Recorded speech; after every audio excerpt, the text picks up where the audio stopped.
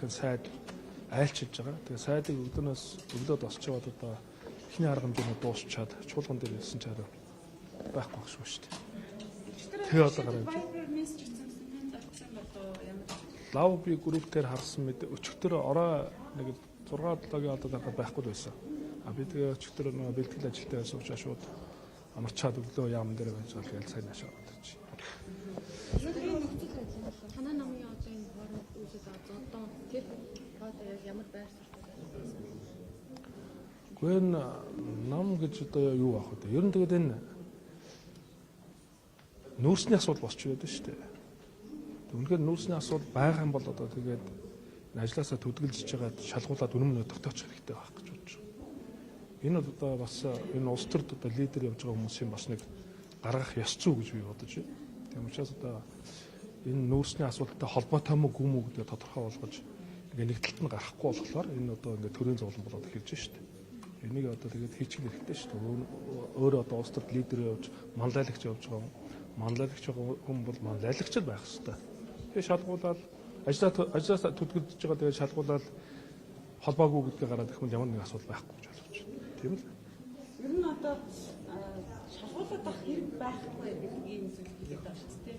Цагаан байгууллагаас энэ бүхэн объектуудад амжилт шалгаагүй баримтаа гаргаж байгаа. Энэ улс төрийн хэрэг цаашаа өргөн үзүүлэх төслөд би л тэр цагдаагийн байгууллагаас энэ нүүрстэй холбоотой асуудалд холбоогүй гэсэн бичиг баримт ирсэн гэж би ойлгохгүй байна. Тэр нь бол өөр асуудал байна гэж. Тэгээ нүүрстэй холбоотой асуудал босчиж энэ асуудал үүсгээд байна шүү дээ. Тэгээ нүүрсний асуудалтай холбоотой мөг юм уу гэдгээ тодорхой өөрөө ажиллаа өгж төдөлж байгаа одоо шалгуучих нь ёс зүйн одоо асуудал гэж би бодож байна. Тэгээ одоо энэ тэр нүүрсний сонсгол дээр гарч яхад нэг тэр компанитай холбоотой асуудлууд цаашлаад олон асуудлууд гарч иж байсан. Би өөрөө бас тэрийг анзаараа сууж байсан хүний нэг байна. Тэгээ өнөөдөр одоо ингээд нөгөөдх нь төрийн зовлон болж эхэлж байна шүү дээ. Энийг одоо бодоод ёс зүйтэйхэн шиг одоо ажилласаа төдөлж байгаа шалгуулчих юм бол ямар нэг асуудал үүсэхгүй. Гогцоонд энэ юусэн. Одоо батлан малгайсаа 3 сар ажиллаж штэ тийм. Юу нэ?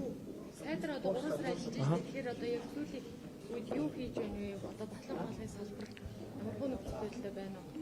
Бид нар батлан малгайн салбар дээр олон чухал арга хэмжээнийг авч хэрэгжүүлж эхлэх гэж байна. Нэгдүгээр бид нар шинжилгээ ухаанчаар ажиллах ёстой. Нэгдүгээр шинжилгээ ухаан технологи, инновацийн чиглэлийг хөгжүүлж түүгээрээ дамжсан үйлдвэрлэлийн процессууд дээр илүү ач холбогдол ажиллах гэж байна. Үндэсний батлан малгай их сургууль хүний нөөц бэлтгэлтэй холбоотой асуудал дээр онцгой ач холбогдол өгж ажиллахыг хичээж байна. Гуравдугаарт нь одоо бие бүрэлдэхүүний нийгмийн асуудал дээр онцгой анхаарлаа хандуулах ийм зорилготойгоор одоо ажиллаж байгаа гэдэг нь хэлээ. Бас энэ талаар бас 100 хоногийн хугацаанд хийж хэрэгжүүлсэн ажлын мэдээллүүдийг бас мэдээллийн байгууллагуудаар дамжуулаад би таах үргэлжлүүлсэн байна. Үндэсний хуралдаантай холбоотой асуудал ерөөсөө биш. Одоо бол нүүрсний асуудал яригдж байна. Баг хурлын асуудлыг одоо энэ ярих хэрэггүй гэж бодож байгаа. Нүүрстэй холбоотой асуудлыг л одоо холбоотой мөг үү гэдгээ өөрөө шалгуулах асуудлыг яриад шалгуулад одоо гогцыг нь тайлцах хэрэгтэй л гэж бодож байгаа. Тэрнээс баг хурл болоод өнгөрч гисэн зүйл. Гэхдээ тэнд бол дөрвийн зүйл болсон зүйлүүд байгаа. Тэгэл тэр.